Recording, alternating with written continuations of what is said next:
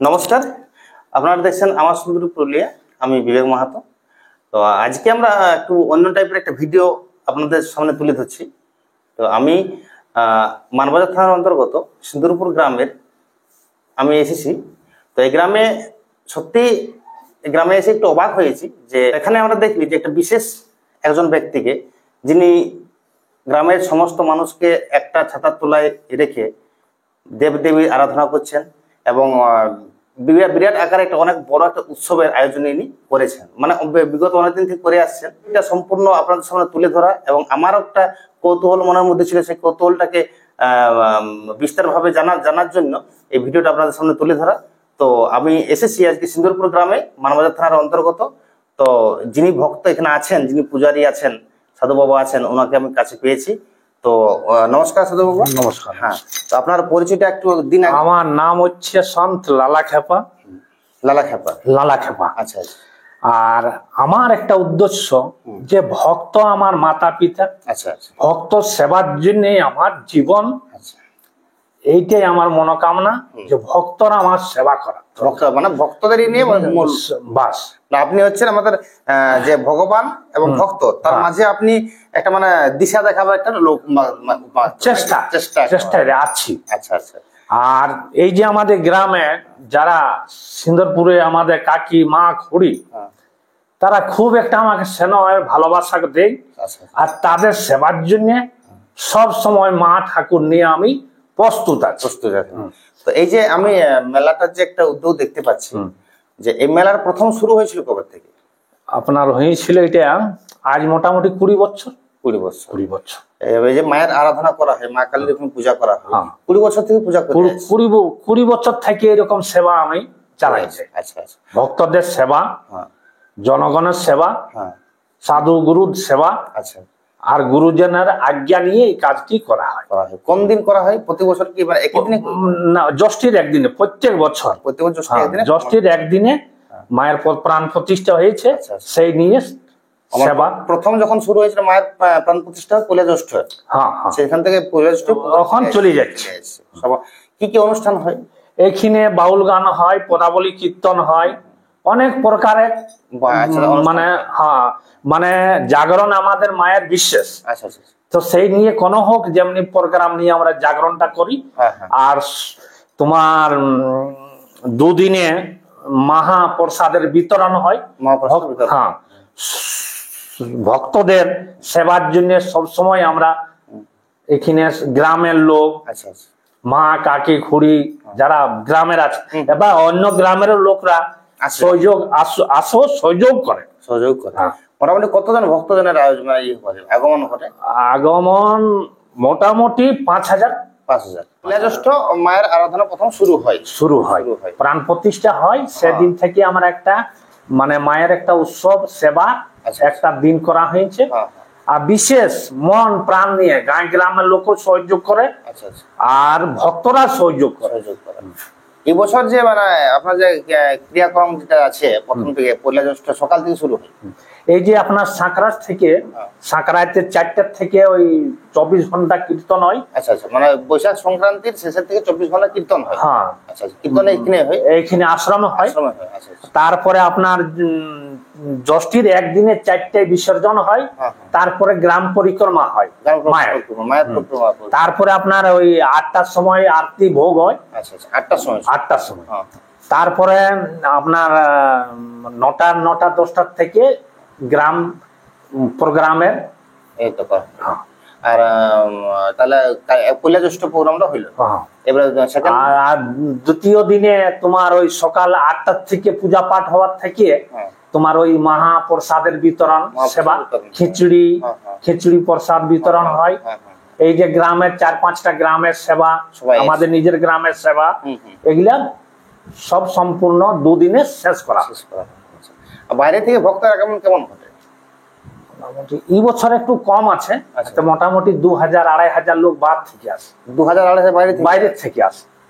বাইরে থেকে মানে কি আমাদের পুরুলিয়ার মধ্যে? পুরুলিয়া নেই, পুরুলিয়া সব বাহার।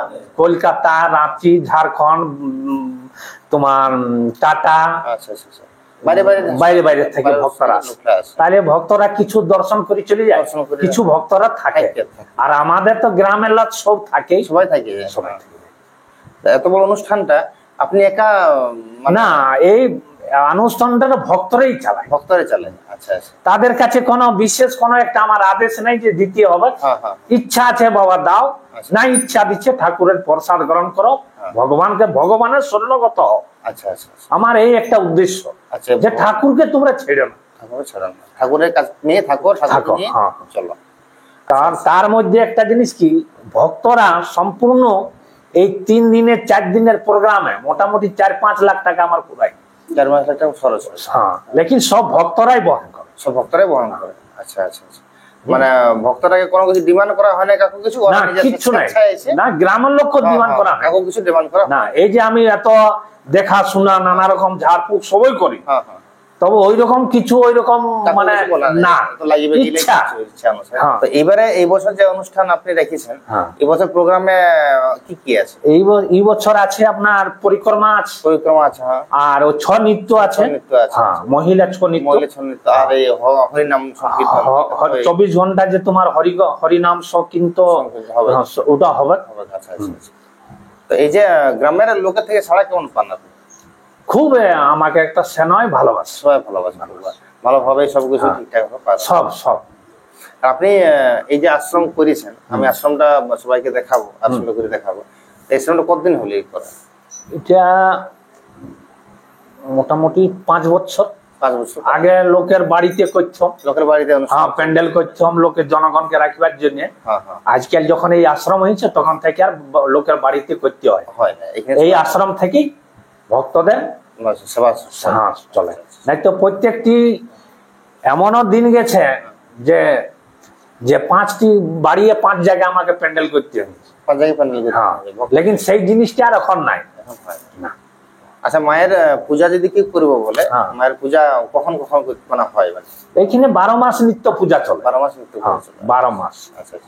আর বিশেষ করে অমাবস্যাটায় আমি আসি, 4 দিন ভক্তদের উপর আমি সময় দিই, 4 দিন পরে ফির আমি নিজে কর্মতে যুক্ত হয়ে যাই। আচ্ছা আচ্ছা। আপনি কি করেন কাজ? আমি গৃহস্থ সবকিছুই করি, চাষ বাড়ি সবকিছু। মানে একটা দিক যেমন আপনি সব দিকটা বজায় রেখেছেন। হ্যাঁ, সব দিকটা। চলুন দেখবে আমার বাড়িতে হাঁস হবে 100, ছাগল আছে, গরু আছে, আমি কর্ম নিয়ে সব সময় ব্যস্ত। তো সেই জন্য ভক্তদের উপরে খুব স্নেহ, ভক্তরা খুব আমাকে লালাক্সবা বলি খুব ভালো সম্মান করে। আর এইরকম নাই যে আমি কারো বাড়িতে 2 দিন 1 ঘন্টা সময় দিতে পারি। ভক্তরা ওর মধ্যে দুঃখিত, এই যে কর্ম ছাড়িয়ে আমি যাইনি, নিজের কর্মটা আমি ছাড়িয়ে যাব নাই, এই কর্ম ছাড়িয়ে আমি যেতে পারি। তবে ভক্তরা আইলে খুব আনন্দ দেই, ভক্তদের বাড়িতে যদি 8 ঘন্টা 1 ঘন্টা যাই তো খুব স্নেহ দেয়। তিয়ার মতন আর জীবনে সুখ নেই বাবা।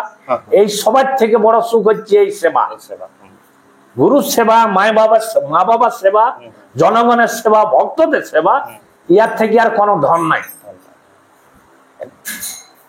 আচ্ছা, আপনি এই যে মায়ের আরাধনা, এটা আপনি কতদিন থেকে করছেন?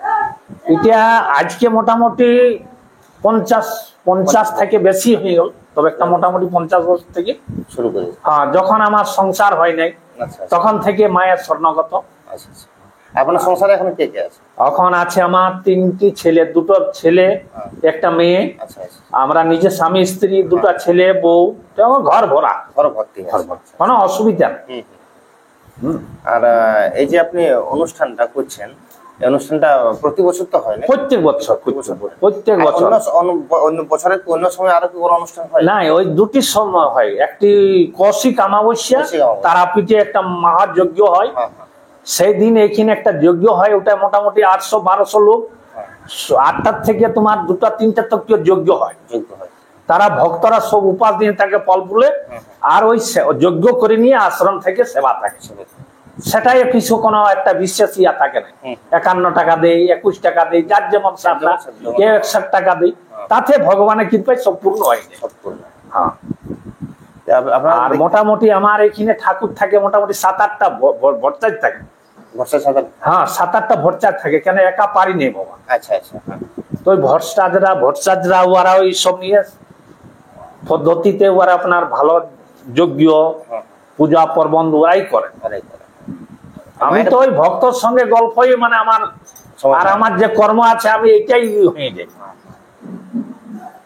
আচ্ছা, মায়ের পূজা যদি কেউ দেখতে যায় বা কোনো আমাদের ভক্তগণ যদি আসতে যায়, তাহলে ওই আজকের দিনে কৌশিক অমাবস্যা না, নিত্য পূজা প্রত্যেক দিন হয় মায়ের, প্রত্যেক দিন দুবেলা নিত্য পূজা হয়।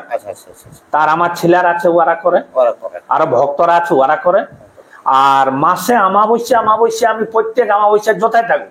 এই যে আমাদের লকডাউন ছিল, লকডাউনে আমি এসেছি, একটা মানুষ বাইরে আমার আদেশ নাই, লেকিন আমি সাধু বেশ ধরে রাঁচির থেকে আমি চলে এসেছি মায়ের পূজা করতে।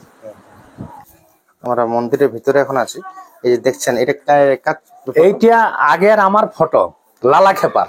আচ্ছা আচ্ছা, আপনাদের ফটো? হ্যাঁ, এইটা আগে জট ছিল, তারপরে এই যে মন্দির হয় তখন কিন্তু এরকম বড় বড় হাতি পাথর থাকে। আচ্ছা আচ্ছা, এই পাথরকে ভাঙিয়ে এখানে বিরাট বড় বড় গাড়া ছিল, গোবর গাড়া, এইসব ভাঙিয়ে এইসব মায়ের মন্দির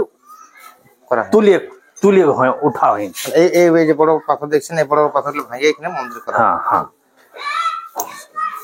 এই যে মন্দির, এইটা হচ্ছে যজ্ঞ স্থান। হ্যাঁ, এখানে যজ্ঞ হয় প্রত্যেক অমাবস্যায়। যজ্ঞ স্থান এটা। হ্যাঁ হ্যাঁ,